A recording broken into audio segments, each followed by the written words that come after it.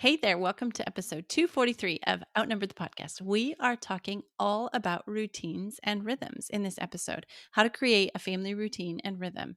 So if everything's feeling chaotic in your life, this episode's for you. We're going to talk about daily, weekly, and seasonal routines, the benefits of routines for kids and parents, how to create a routine, and specific places that you can add in routines, morning, weekly, seasonal, that kind of thing. And then examples of our own daily and weekly routines and rhythms that we share with you guys. So let's get started on talking about routines.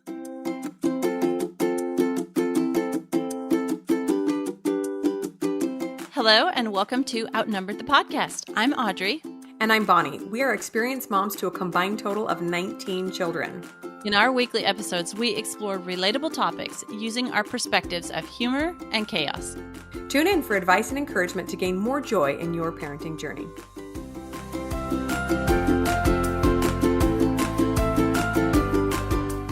Hey, everybody. We're glad to talk to you again this week. And we are focusing on it's not an official series, but here we are again talking about how to manage our homes.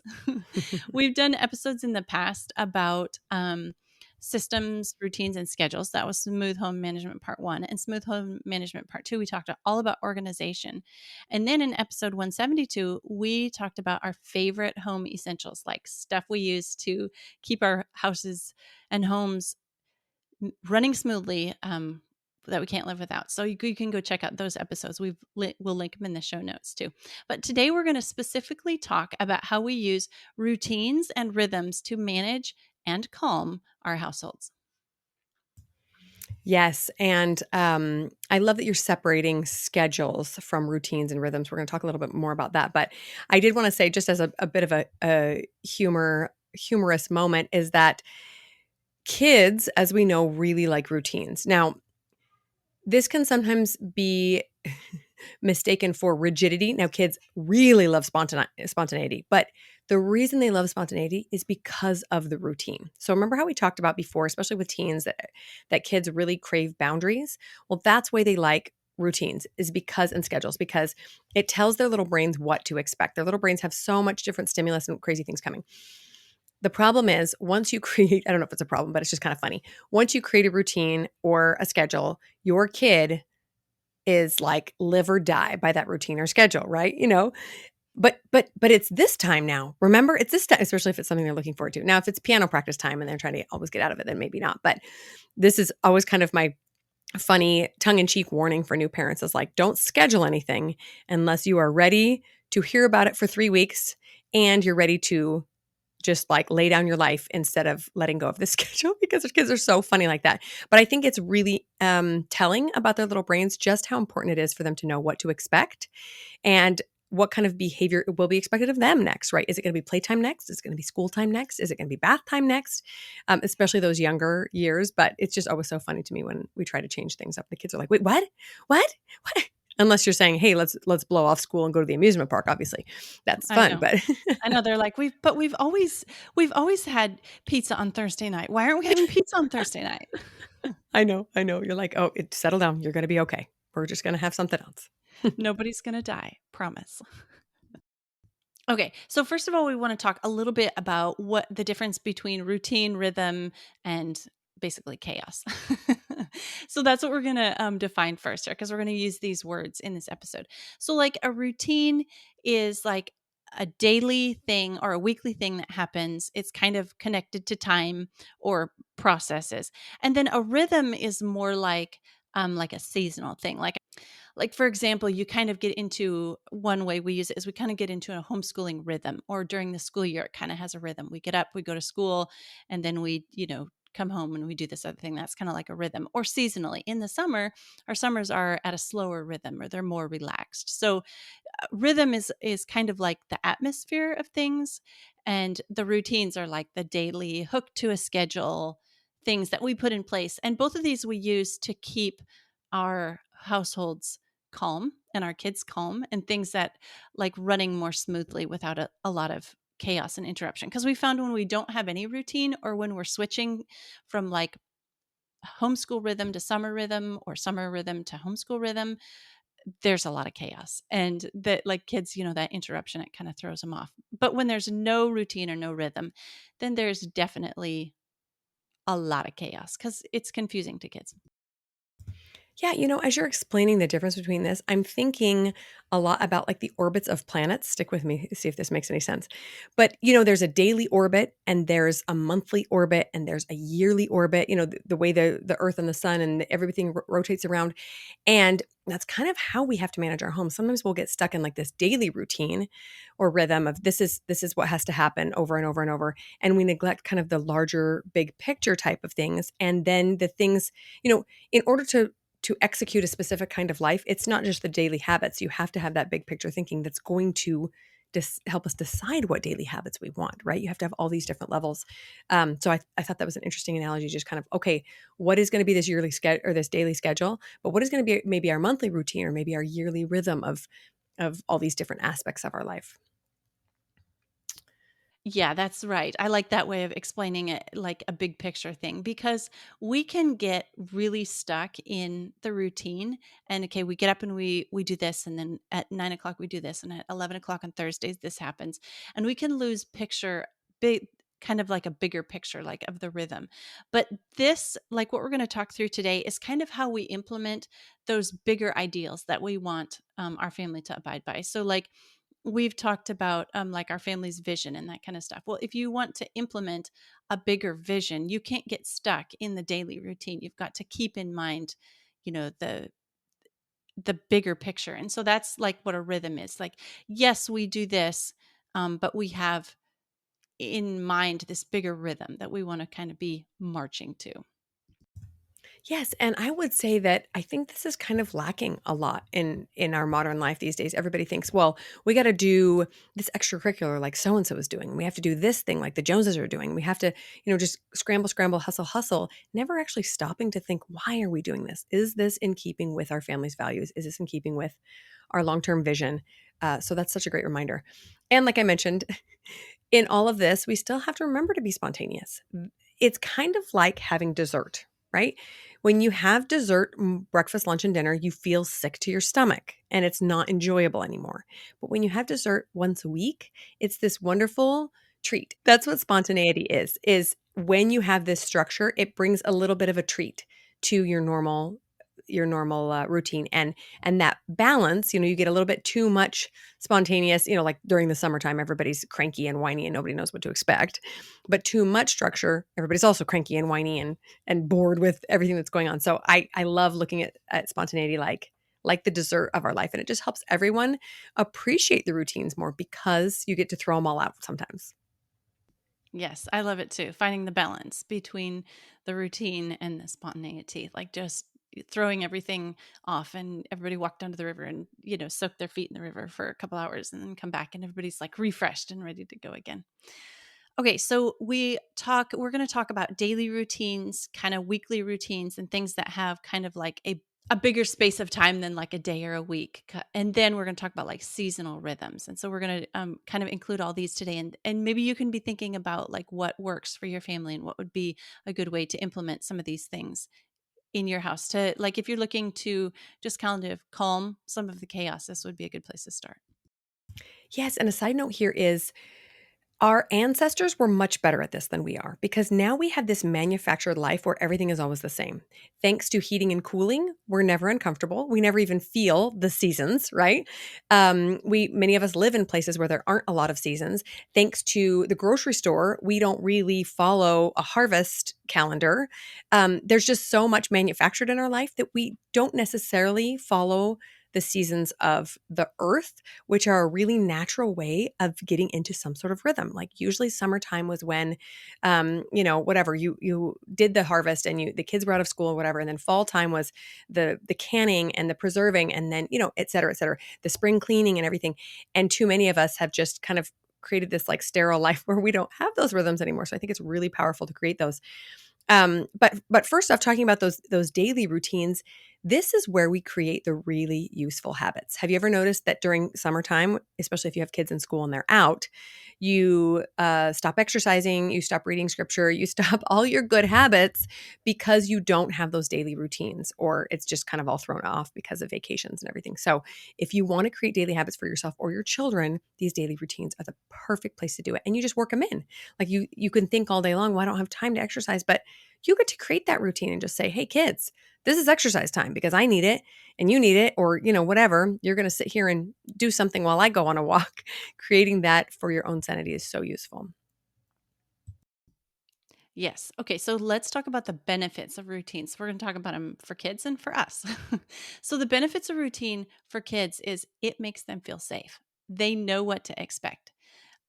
They love routines. It's like safety, like shelter, protection for them is what a routine is for a kid. It makes them feel like they belong. They're familiar with the routine and um, they know what to expect, and they're part of this group that has this same shared experience that always does this certain thing on Friday. And my kids love to talk about, oh, I bet, since we live in the country, they're like, oh, I bet city kids don't get to do this or don't get to do that. I'm like, well, it's fine, but that's them illustrating their shared experience, their feeling of belonging. It is a way to build and strengthen relationships. Routines, like in the morning, we get up and we have a Bible study together. That is building our relationship. Or dad always puts the kids to bed at night. Well, that is his building and strengthening his relationship. Skills and responsibilities are built by kids when they have routines. So, like learning how to we've done a couple episodes on chores, learning how these chore skills and the responsibility. Like one thing that we have a lot at our house is animal chores. Well, that's part of the routine. Every morning we get up and we go take care of the animals. That's a responsibility thing that comes. I know I've mentioned many times that when we had COVID, the first time, and we were really sick, my teenage son was like flat out on the couch, and he would still roll himself off the couch, go out and milk the cow, and come back in, and then flat on the couch the rest of the day. Why? Not because I told him to. I would have went and milked the cow for him. It was because it was his responsibility, and he was doing that. That had been worked in. That was a habit for him. And then health, like you can work into, and you should work into, your kids brushing their teeth every morning. That's a great health one, or taking their vitamins, or doing whatever health things. And then well-being, like safety stuff. All of these things are benefits that kids can gain through routines. Yes, and just think of the life skills that they're learning when they understand how a routine works and how to develop those habits in themselves. Now, I mean, even if your son doesn't have a cow when he moves out, he's going to expect some sort of obligation from himself, putting or breakfast dishes in the dishwasher, or going for a walk, or feeding the dog, or whatever it is in his life. He's already used to that. And I love that. And I think too often modern day parents try to remove all these obligations from their kids. So I just want them to be kids, but they're missing out on like so many things. Like you say, this sense of belonging, this sense of being a part of something bigger than them. When my kids pitch in, they know dinner dishes don't get done without you. We need you. You're not expendable, right? We need you as a part of this family and part of this organization. I think that's really useful for a kid's sense of self. And then, of course, we know the importance of routines for parents. It lowers our stress. We don't have to constantly be reinventing the wheel. We don't have to guess what we're doing next, but we know. It builds our own confidence in running a household, because I don't know about you guys, but I didn't take any household running classes when I was a kid. I mean, way back in the day, people took home ec, but I think that was even before my time. I don't remember any home ec classes. It can build just a sense of pride in our home and how we run things, and knowing exactly how things are supposed to work. It allows us to have more free time. Audrey and I are constantly being asked, how do you manage to this or that or this or that with all those kids? Because we create a system and a routine that allows us to do the things that we enjoy. Otherwise, we would be bombarded by kids' requests all day long and be filling up water cups when we'd rather be sewing or doing something fun. So we work our free time in there. And then there's less disputes and arguments with our family members, because they know what to expect. We know what to expect. My kids know you can cry about it, but this is when mom exercises, so I'm not going to be available. Bye. And so helpful for mom. Yes, those are such good benefits that I love. I know Bonnie and I are like type A list, routine makers and list checkers and all, but it's because they help us be able to manage our homes so well. And experience chaos and we don't like it very much. So we keep those routines in place. Okay, so let's talk about creating routines. Okay, one thing that helps me when I'm creating a routine to help kind of pull my thoughts out of the, oh, I'm going to create this routine and everybody's going to fight me and they're going to hate it. And I kind of don't want to do it too, but it needs done. Okay, like the negative spaces that you get into. Think about it from a management perspective. Okay, if this was a business, how would you plan it? What would need to be done? Um, our friend Ashley Buffa created SOPs, standard operating procedures for moms for homes. So think about it in that way. What needs to be done? We talked about it in our recent episode on chores. How to clean a toilet. That's like a standard procedure that you go through, and it's a routine.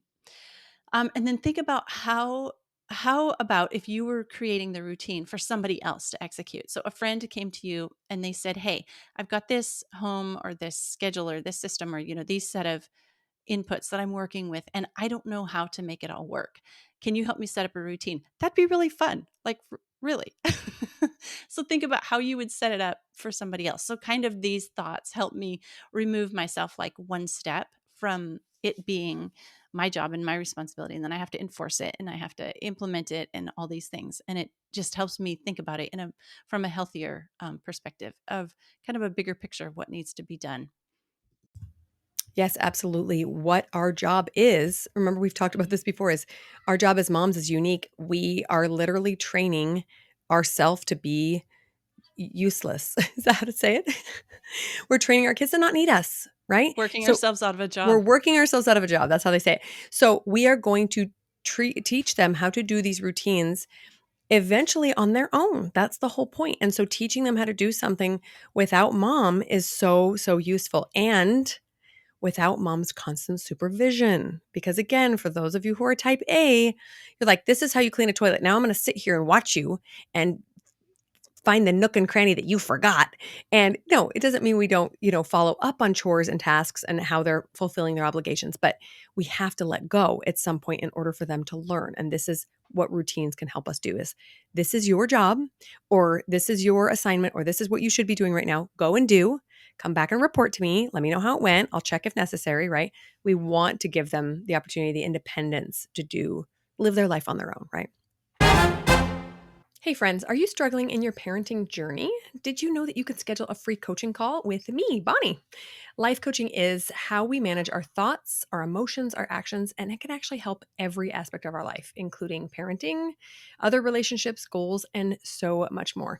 So, what I can teach you is how to relinquish control of the things that you can't change in your life, so important, and how to be more intentional and approach the things that you can change. Life coaching has helped me learn how to manage my brain and gain the self confidence I needed to be a better wife and mother. I became empowered when I started listening to life coaching podcasts, and it really changed me from a person who was pretty negative into a positive, focused person. Yes, exactly. It has changed so much for me too, which is why I decided to become a certified life coach and is one of my favorite ways to help other moms gain more peace and joy in their life, something that all of us want.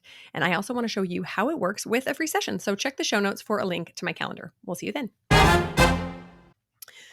So, a good routine has three main characteristics. It has to be well planned. So, you can just start with a rough idea in your head, but we do recommend planning well ahead of time so that you know exactly where everything goes. It needs to be consistent, obviously. Spontaneity is great until it is happening more often than the routine. And then it's not spontaneity, it's just chaos, right? It needs to be consistent. So maybe you have a routine Monday through Fridays. Saturdays, you do something fun, or Monday through Thursdays, and Friday is something fun. Or most of the time, it needs to be the routine that you've set in place and predictable. Of course, the kids have to know what is coming. If it's too complicated, the kids will mutiny, say, we don't want to do this. It's too complicated. Also, if it's too rigid. So, again, for those of you who are like, yes, a routine, and you think in your head a routine is a minute by minute schedule, not so much, right? Maybe more of a block schedule or more of an idea of, oh, we want to do this first and then this next. Anything that is too rigid will have everybody pulling their hair out in no time. Yeah, that's right. And the last thing to think about when you're creating or planning a routine is keep in mind those rhythms and those big picture things that you want your family to be and to like look to look like. So, for example, in one of our routines, one thing that we like to do is present a nice, I'm not going to say facade, but kind of, to the neighbors. That everything's not chaos. So, like at the end of the day or the end of animal chores, everybody walks around and they pick up 5 things that are laying around in the yard. Or if something's broken, we throw it away or we fix it. Like that's just kind of a value that our family wants to have and to show to the world. So we work that into our routine. Okay, if you don't know where to start on a routine, or you have a hole to fill, or you have some system that's not working, there are tons of online resources. You do not have to start from scratch. You don't have to reinvent the wheel. There's something out there that somebody started. There's apps, there's courses, there's programs, there's whatever. You find it, printables. You can take something that's out there and then tweak it to make it work for your home and family. Don't get overwhelmed by the creating planning stage. You can do it, and somebody's already done it for you or most of the way for you. Oh, yes. I'm glad you mentioned that. There are countless mom bloggers out there. Just Google home and family systems and be prepared to be overwhelmed. Just pick one. Yes. Yeah, Don't look through yeah. them all. And they're all really good. You just have to tweak it a little bit to work for your family. Yes, exactly. If you have a specific need, like you're a homeschooling family or you're a family with teens and toddlers, maybe type that in as well. See if you can find something that's already kind of catered to your phase of life. Okay, so here are some of our routines that we suggest adding in. Daily routines, right? So that might look like a morning routine. So for us, it looks like, self-care, brushing teeth, breakfast, getting dressed, a bedtime routine, all that in reverse, right? You eat and then brush teeth and then PJs. Mealtime routines. So that could look like who sets the table, who's getting dinner together, at what time do you eat, that sort of thing. Laundry routines, who's in charge, where does it go when it's done, who puts it away. Again, cleaning, we're always mentioning chores, other animal care, yard care, etc. Yes, it's funny how you have to teach kids that the bedtime routine goes backward from the morning routine. They're like, "Now can I have a bedtime snack?" "No, you brushed your teeth." It's the same "But I'm thing, hungry." but reversed. Oh, yeah. Okay, so some weekly routines that you can start thinking about and adding, like cleaning that happens on a weekly basis. Obviously, you don't need to, wash your windows every day. Well, okay, some windows may need washed every day if you're particular about it. Wait. I have to interrupt and tell you guys a really funny story right now. We went to an Okay. Airbnb this last weekend and it was pristine. It was a gorgeous place, like one of the most beautiful places I'd ever been to. And there was a tall floor to ceiling window and my baby walked over it and leaned forward with her finger out. And then when it hit glass, went startled. I think she'd never seen a window that clean before in her life. She thought she could go outside. I'm watching this unfold and I'm going, I know exactly what you're thinking. Is there a barrier there? Because I don't see any streaks. We have never in our life had a mirror window that clean for more than about 30 seconds. I It was know hilarious to watch. your baby's like a bird that would fly into the window. It's too clean. I'm falling right into it. Oh, okay, That is so continue. sweet.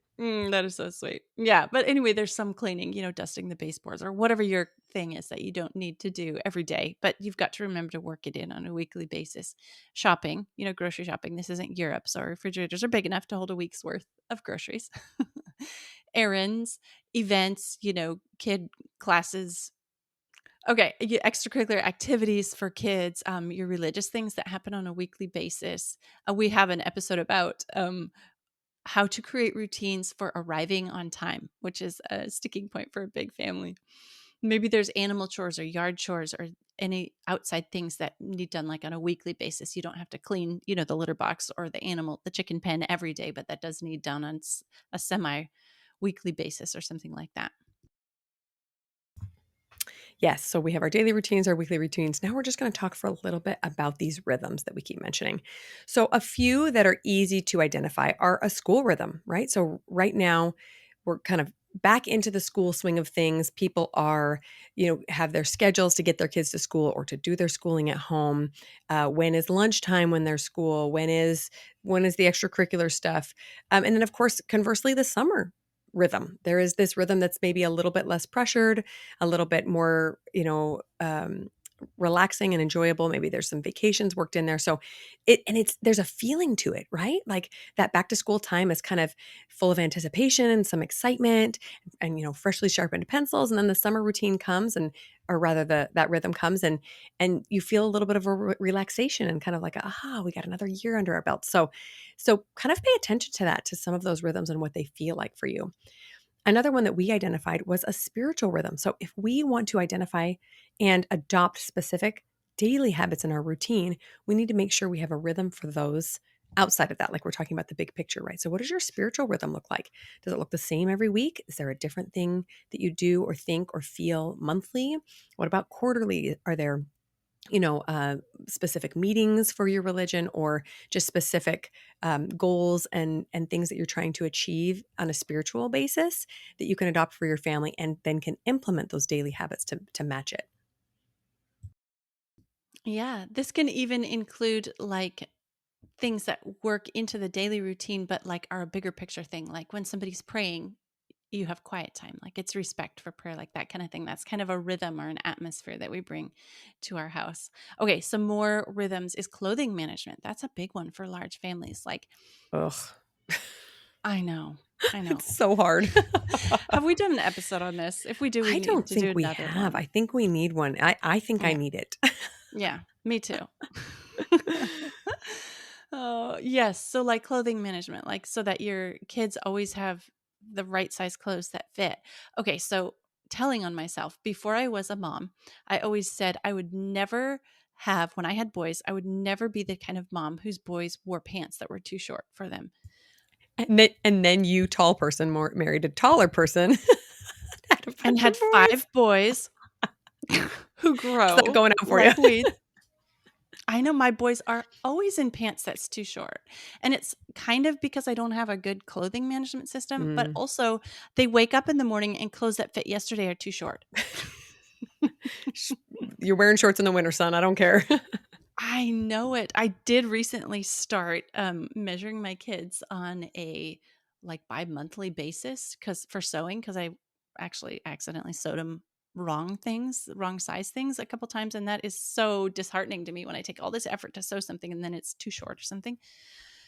There's always Hopefully you some have a that kid just under them that can wear it. That's usually what always. happens at our house. I know, always. But it But I won't was like, happen forever. So. I know, but I was like, always like, okay, every month, every 2 months, I'm going to remeasure my kids. I can now look back and see how much my boys are growing on a monthly basis. Oh my goodness. Okay.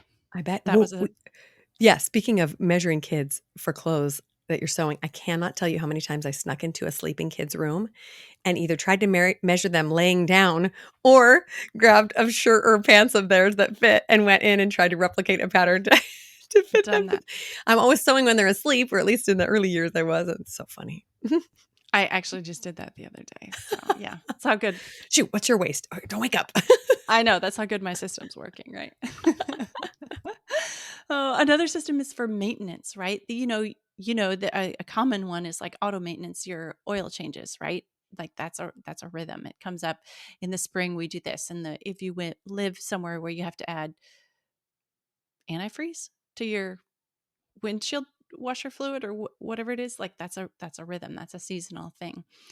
Seasonal cleaning. You did mention season cleaning, like in harvest, and we do grow a lot of our food and go buy those seasonal things. And like the rhythm is in the fall, we start school later than everyone else because we don't start in August because we're in the throes of harvesting and preserving everything, and that's just a rhythm thing for us. That's something we do. One of our big picture things is we live a close to self-sustaining lifestyle, so we grow and preserve a lot of our own food because it's part of the ethos of what our family is and what we do.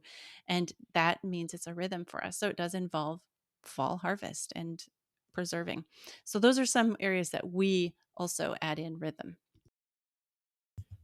Yeah, I love it. And you might even have more. So jot them down, right? Ask yourself what is constantly kind of a thorn in your side that you're thinking, I need to think bigger picture on this.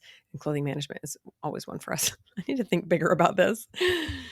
Okay, so we're going to give you a few examples now of our daily routine so you can kind of see how it works for us. So I'll just give you a school one because I'm kind of looking at our old one and seeing if it's still going to fit for us this year.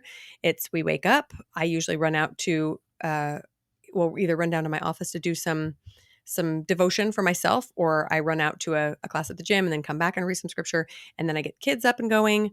We have our, morning getting ready breakfast. And then we do a little bit of a family school time where we will also do a devotion for kids, learn something that mom wants them to learn. They kind of do some independent work. Lunchtime, afternoon is play or finishing school while I do my work, evening dinner time, and then some family time and hanging out with dad. An example of our daily routine, like our school routine, sounds much similar to that. And I'm going to be looking at ours soon, but we're in the middle of the harvesting right now. So, okay. And some ways that we incorporate or what weekly routines look like for us is Monday on a typical week, Sunday is our day of worship. And we start the week off on the right foot because that's part of our bigger rhythm thing with spiritual worship. And then Monday through Thursday, we do schoolwork. And Friday is kind of our more easy day where we finish up, we run errands, we have in the summer, we have swimming lessons, we have a trip to the library. It's kind of a more fun day. My husband and I usually go on a date night on Friday night, and the kids really look forward to that because they get to be babysat by their older siblings and they spoil them like crazy and let them do all sorts of things mom and dad wouldn't let them do. And then Saturday is a day where we work on things around the home and things that don't get done the rest of the week. Personally, on Saturdays, I pay extra attention to cleaning the upstairs because we mostly clean the downstairs during the week. So that's just kind of like an example of what a weekly routine looks like. Yes, I love that. One thing I've noticed in my weekly routine as well is there are some things that try to creep into every day, like kids' extracurriculars or et cetera, that sort of thing, sometimes entertainment. And by allocating those to just 1 or 2 days a week, it really helps make my life a lot easier. Like we're only going to do, dance or soccer or whatever lessons on Mondays and Wednesdays. So find a team that does it those days because I can't be running you around every day. So, feel free to set up a standard for what you expect in your week. Yeah, and another thing I forgot to mention on weekly routines is exercise. I don't exercise on a daily basis, but I know that on, Monday and Tuesday and Friday mornings I go to the gym with my daughter. And so I have little extra things that I do and don't do that day because I know it's an exercise day. That kind of thing gets worked into a weekly routine. Yes, I love that. And exercise is something that is great for you every single day, but you might choose not to go do something really intense every single day. That can totally be a weekly routine. I love that. Routines in general have brought so much calm to our lives, and not just because we're those type A control freak type of parents. Even those, in fact, I would even argue that those who resist routines might find a lot more calm and peace in them than they anticipate because they push against them so much, right? If you have a natural spontaneous personality, you might push against routines a little bit, but try them out. Again, they don't have to be minute to minute schedule, but just kind of a rough idea of what's going to happen on a daily, weekly basis, on a quarterly or a seasonal basis can bring so much peace to your mind, especially when things start to feel overwhelming and you think you don't have enough time in a day to accomplish everything. But I love my routine, and I definitely swing back and forth on a pendulum. Sometimes it's a lot more rigid than it probably should be, and sometimes it's a little bit more relaxed. But that's one reason that homeschooling has been such a blessing for us because I really can schedule our routines based on how we're all feeling. We need a little bit of a break. We do that. We need to kind of hit things hard because we've been slacking off. We can do that, right? But it brings so much peace and calm to our life, and I love them. Oh, I so totally agree.